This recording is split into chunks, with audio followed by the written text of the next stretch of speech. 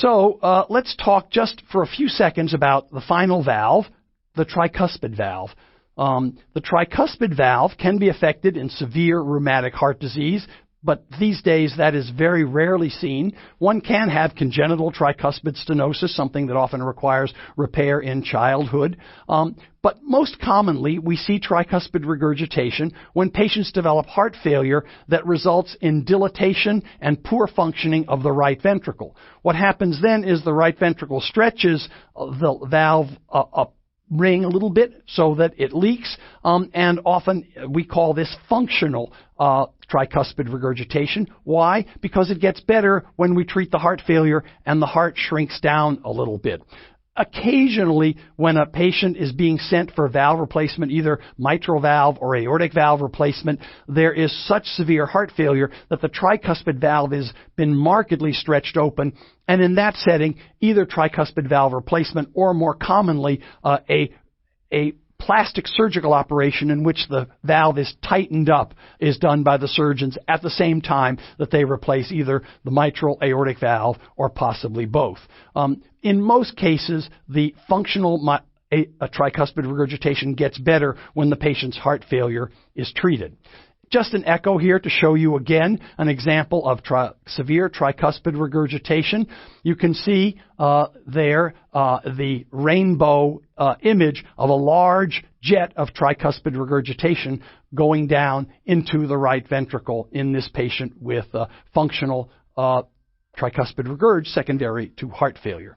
So in conclusion, valvular heart disease is still with us. It's still quite common, but there has been a major change in the form of valvular heart disease over the last 4 or 5 decades because of the aging population and because of the near eradication of rheumatic fever. Most of the patients we see in the hospital these days have calcific atherosclerotic aortic stenosis, and most of them are quite elderly. We still see a fair number of people with mitral valve disease, but it's usually, again, congenital, patients with myxomatous or prolapsing mitral valve disease. That's a congenital form. Usually those patients do well with medical therapy, and they don't require valve replacement or repair, except when a portion of the valve tears, one of the cords tear, and the patient has acute mitral regurgitation.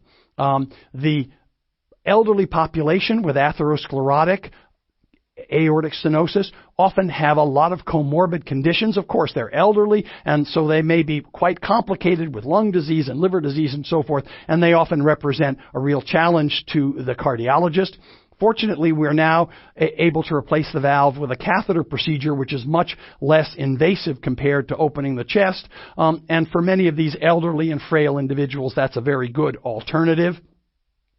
The various forms of mitral valve disease can come from a variety of sources, for example, endocarditis and a whole bunch of other conditions, but the commonest is the myxomatous one. Mitral valve repair in these patients is preferred to mitral valve replacement, except in very elderly individuals. Endocarditis is often a problem. Any injury to the valve makes that valve more susceptible to a bacterial infection, and with a bacterial infection you often have an acute leak, either acute aortic regurgitation or acute mitral regurgitation. These patients need urgent surgery. Well, that takes us through the entire course of valve disease. As you can see, it's quite complicated with a number of different lesions, but in the end it's aortic stenosis that is the most common these days. Thanks very much for being with me today. I look forward to speaking with you in the next segment.